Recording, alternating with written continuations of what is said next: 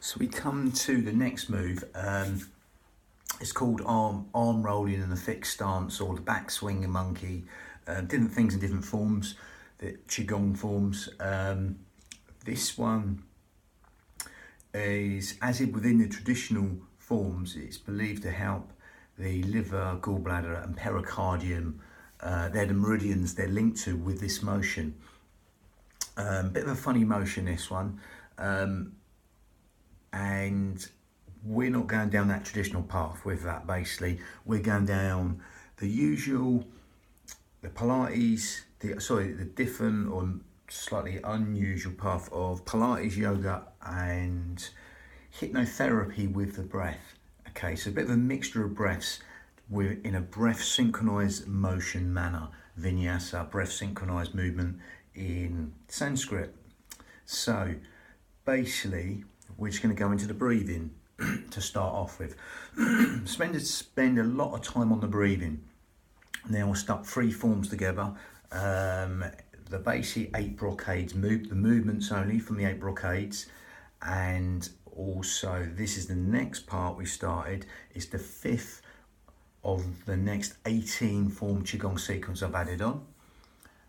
And then there's a 9 form at the end. So it's 35 moves in all. It doesn't really matter. I'll put in brackets the number 35 and what move it is. This would be, well, add the 5 to the 8 I've just done, the 8 brocades.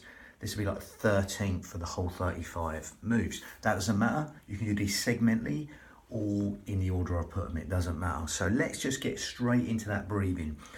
Unlike the traditional qigong, unlike the traditional qigong, we're going to zip up pelvic floor and scoop out your abdominals. Do the opposite, okay, in the Pilates manner that supports the spine. Okay, so basically by zipping up pelvic floor and scooping out your abdominals, we throw on what we call the transverse abdominis, the corset muscle, the powerhouse, the girdle of strength.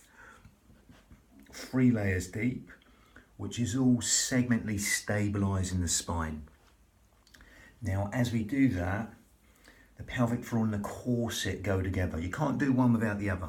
Okay, if you want to just do a little workshoppy moment on it, you just get the thumbs here from the hips and you run them round to meet each other. That's the end of the pelvic floor there, and the meeting of the corset muscle, the transverse abdominis, 3 layers deep, linking on this B-line, bikini line, belt line, whatever you want to call that.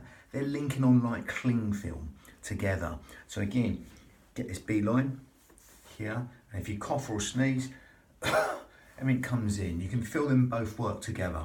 So again, you can take them away. Just gives you an awareness of what's going on there. Pelvic floor and corset will go together.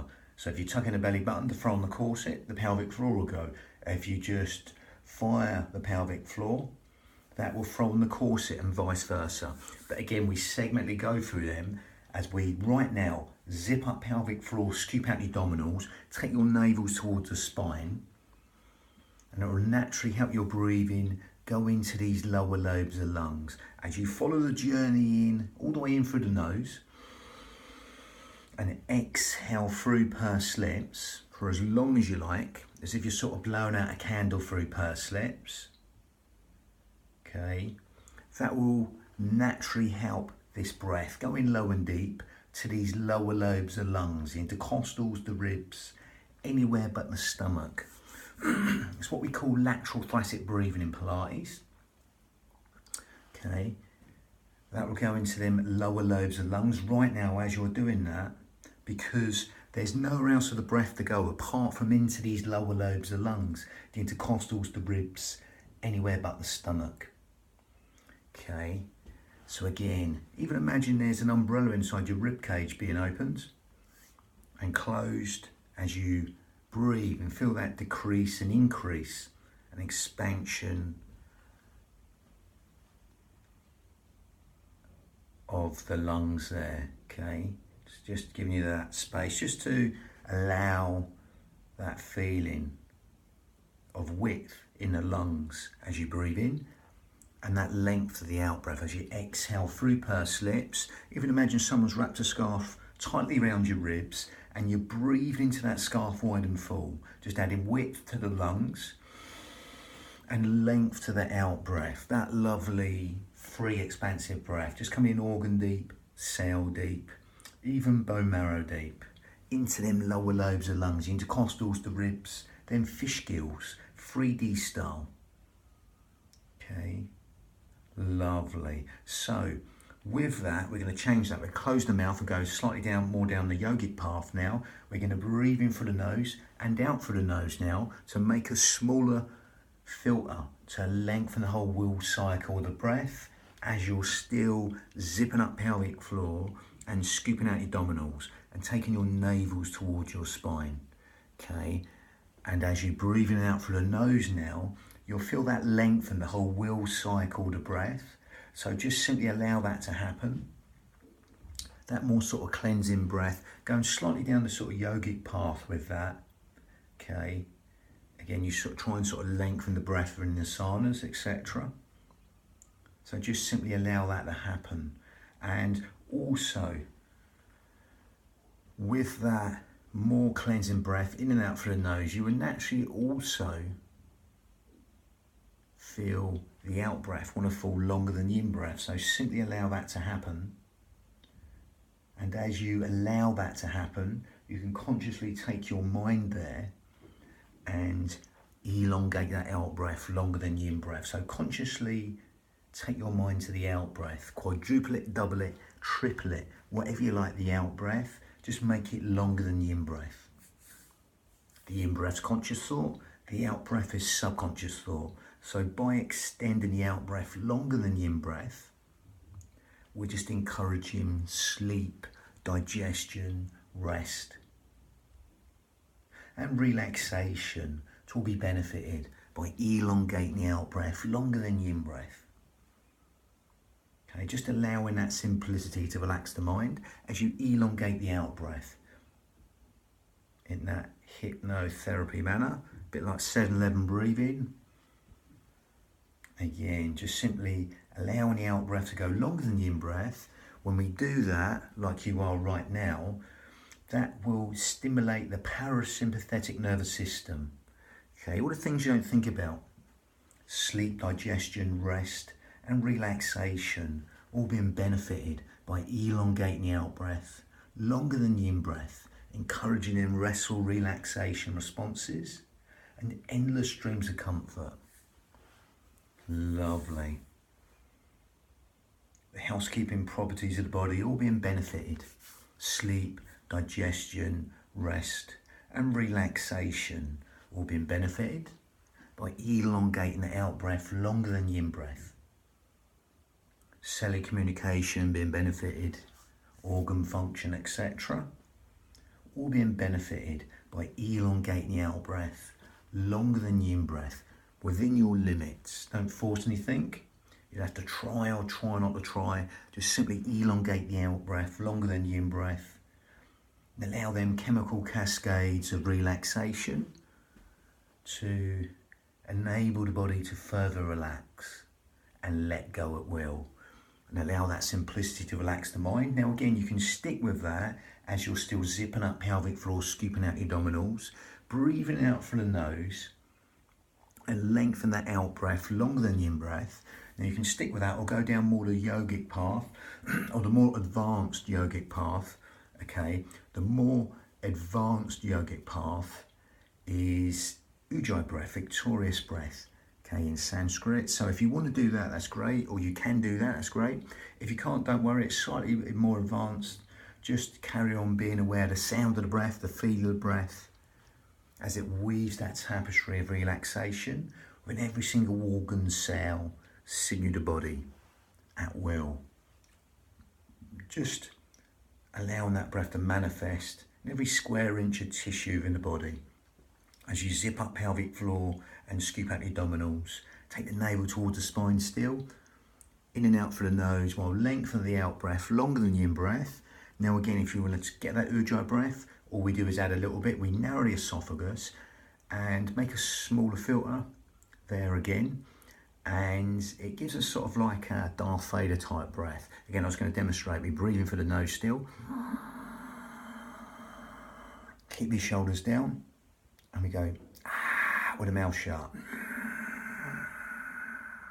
It's keeping them shoulders down.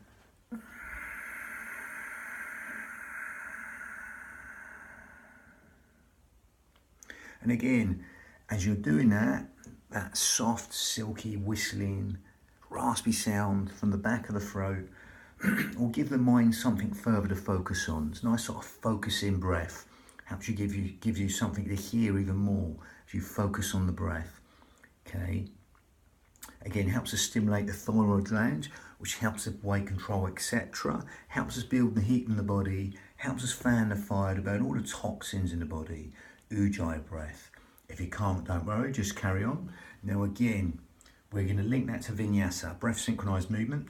It's a nice hand motion here. We're just sort of massaging the beach ball, keeping the tension out these upper traps. Remember, we're quite overactive in these upper traps, so we're going to massage a big beach ball and exhale, push away the walls, open out the chest. It's breathing here, and you exhale. If you want a little pivot on the foot to turn on the toe, you can do to save the knees, but you don't have to go that far. You can stay here, you can be up high or down low. I would go no lower than knees and lama toes. I'm going to stick to the Iyengar Yoga old school principles of alignment, okay, or even less, a centimetre, a millimetre, or a foot down. Okay, only go as low that's comfortable to you. Okay, it's your union of your mind and body. We're going to breathe in, tension out the shoulders, and exhale, open out the chest. If you want to go deeper, go deeper.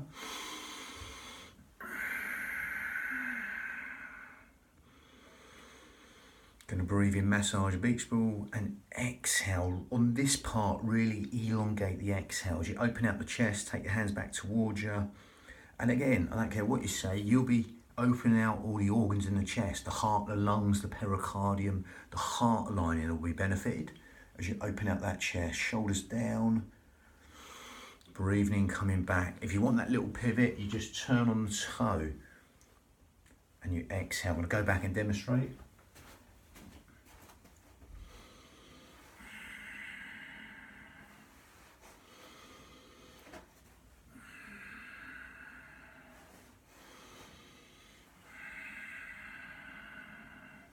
Again, but that's optional. There's many options, okay? Just make these unique to you with the speed and the tempo and the rhythm, and how low or high you go. Okay, just the hand motion here, breathing in, exhale for as long as you like. And again, as you zip up pelvic floor, scoop out your abdominals, take the navel towards the spine, lengthen up for the crown. So there's a puppet string, a hook, a brace on your head, putting your head up towards the ceiling. It's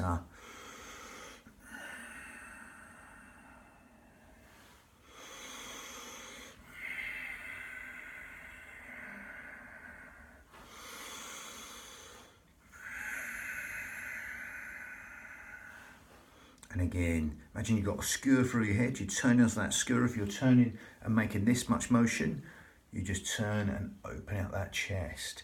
Really feel the stretch in the hands, the finger flexors there, shoulders down, and just elongate that exhale on the part where you open out the chest. Again, that elongated exhale will help something called the myotic reflex within the muscles.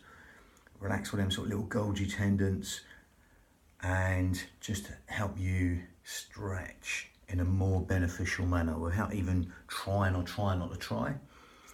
But again, that was the back swinging monkey. It was number 5 of the 18 form Qigong sequence. Added onto the 8 brocades, it's 13 of the whole 3 forms are put together, the 35 moves. And the 6th move of the 18 form Qigong sequence is rowing the boat in the middle of the lake. A nice sort of squat motion one coming up. And that'd be number 14 and whole 35. But that was number 5, the back swinging monkey. Bang.